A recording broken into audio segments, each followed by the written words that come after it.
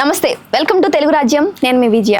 ప్రస్తుతం మనతో పాటు ఉన్నారు డాక్టర్ ఎంజెడ్ఏ అస్కారీ, ఎండి యునానీ వైద్యులు. ఆయనతో మాట్లాడే ప్రయత్నం చేద్దాం. నమస్తే డాక్టర్. నమస్కారము డాక్టర్. ఈ క్వశ్చన్ ఒక్కొక్క డాక్టర్ ఒక్కొక్కలా చెప్తూ ఉంటారు.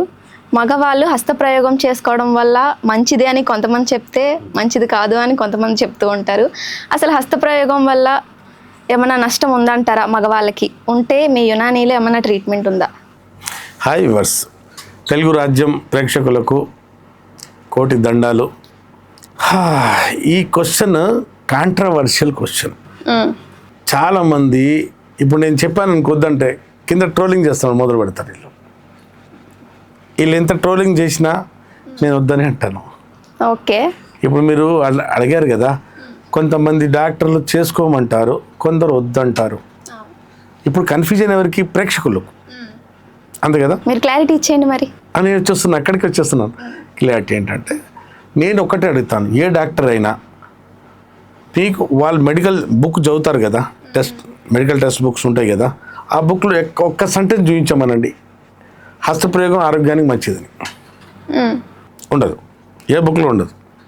ఇప్పుడు మోడర్న్ సైన్సే చెప్పేస్తుంది, హస్తప్రయోగం అనేది ప్రకృతికి భిన్నం, విరుద్ధము, దానివల్ల జరిగే నష్టాలకి లాభం లేవు. లాభాలు ఏంటంటే, లాభాలు కూడా ఉంటాయి. ఎట్లాంటి లాభాలు అంటే, ఇప్పుడు హస్తప్రయోగం చేసుకున్నాను నేను, నాకు వీర్యం బయటికి వచ్చేస్తుంది, ఉల్లాసంగా ఉంటుంది, ఎండార్ఫిన్ అనే హార్మోన్ రిలీజ్ అయిపోతుంది, కొంచెంసేపు ఉల్లాసంగా ఉంటాను, హాయిగా ఉంటుంది, రిలాక్స్గా ఉంటుంది.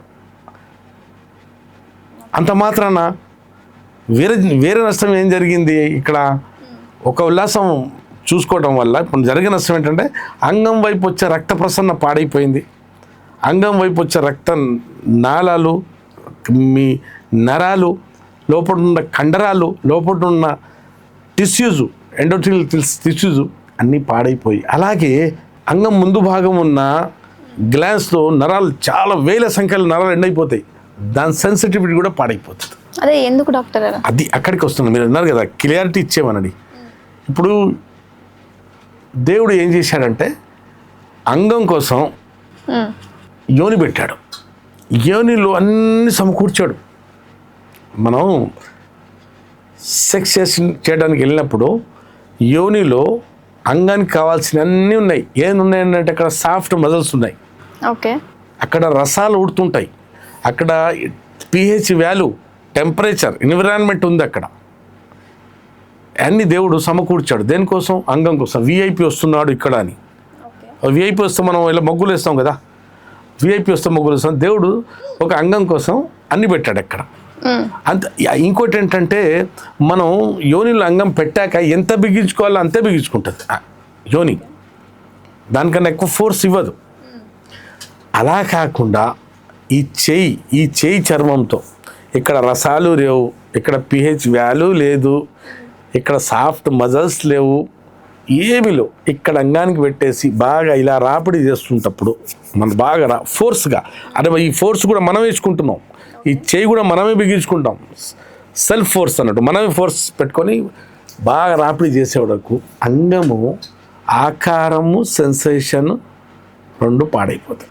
ఓకే, ఇది యోని చేయి రెండు ఒకటి కావమ్మా. కానీ కొందరు డాక్టర్లు ఏమంటారంటే, సెక్స్ హస్తప్రయోగం రెండు ఒకటే అంటారు. కాదు, ముమ్మాటి కాదు. ఇప్పుడు యుక్త వయస్సులో అంగస్తంభన సమస్య, శీఘ్రస్ఖలన సమస్య, ప్రీకమ్ అనే సమస్య, ఎక్సెస్ నైట్ ఫాల్స్ అనే సమస్య, సెన్సిటివ్ పెనిస్ అనే సమస్యలు ఎందుకు వస్తున్నాయంటే, హస్తప్రయోగం చేయటం వల్లే వస్తున్నాయి. ఇది ఎవరు చెప్పాలి? యూత్కు. నాలాంటి వాడు చెప్తే కింద ట్రోలింగ్, పెద్ద చెప్పరికి వచ్చాడులే అని. ఆ డాక్టర్లు చెప్పారు కదా కొట్టుకోమని, కొట్టుకున్నాడు. మీరే కొట్టుకొని చేస్తారు. మీరు 30-40 సంవత్సరాల లోపల వచ్చిన తర్వాత మీ సెక్స్ సామర్థ్యము, టైమింగ్ అన్నీ తగ్గిపోతాయి. వీర్యం క్వాంటిటీ, క్వాలిటీ, కణాలు కూడా తగ్గిపోతాయి.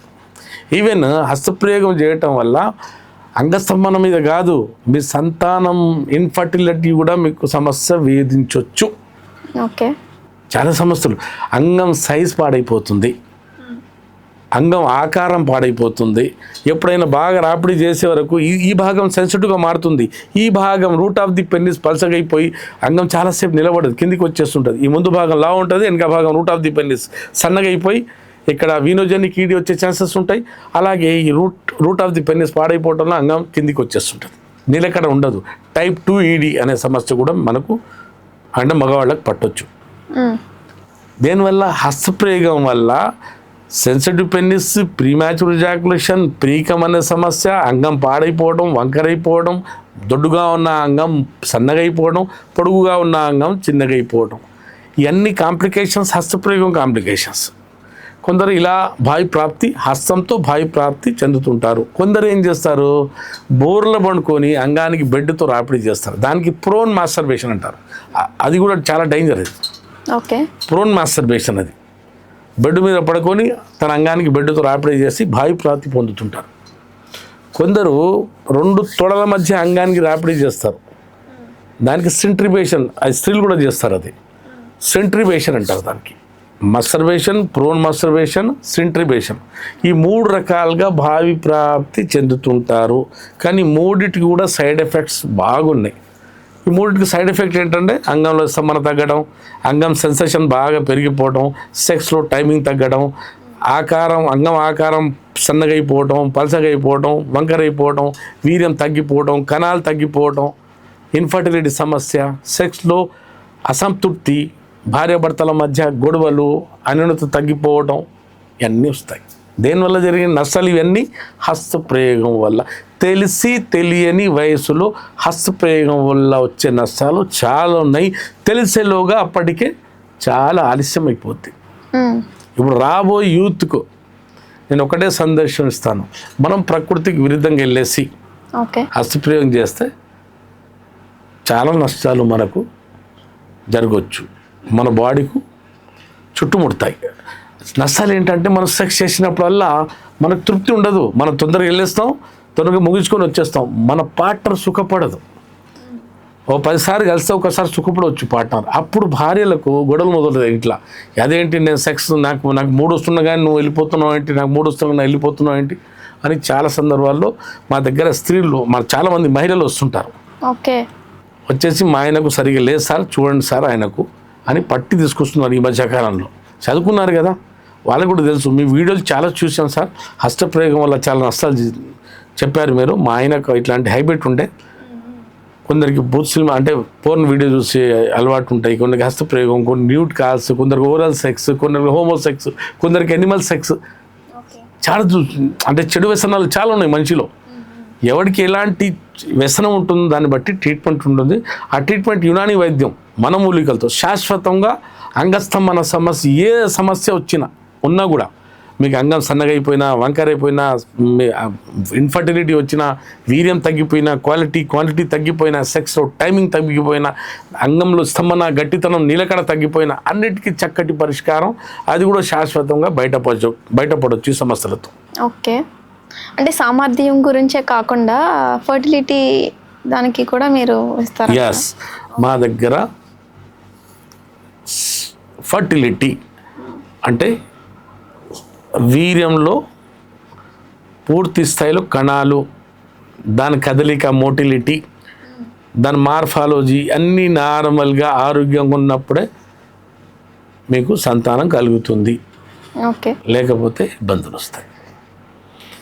ఇప్పుడు ఈ మధ్య కాలంలో అంగస్తంభన సమస్య మగవాళ్ళలో, కొత్త జంటల్లో అదే పెళ్ళై 10 సంవత్సరాలు 15 సంవత్సరాలు అంటే వృద్ధాప్యం వచ్చింది, సమస్య వచ్చినట్టు ఉండదు. ఇప్పుడు పెళ్ళి అయినప్పుడే కొత్త నూతన జంటలు విడిపోతున్నారు. సెక్స్ సవ్యంగా చేయకుండా ఉంటే ఏం చేస్తారు మళ్ళీ స్త్రీలు, అంటే మహిళలు కూడా ఉండరు కదా. సెక్స్ సరిగా చేయనప్పుడు కొత్త జంట, అసలు అమ్మాయిలు ఉండట్లేదు ఈ మధ్య కాలంలో. సైజు గురించి కూడా ముందే ఎంగేజ్మెంట్ ఎంత, సైజ్ ఎంత అని కూడా అడుగుతున్నారు అమ్మాయిలు.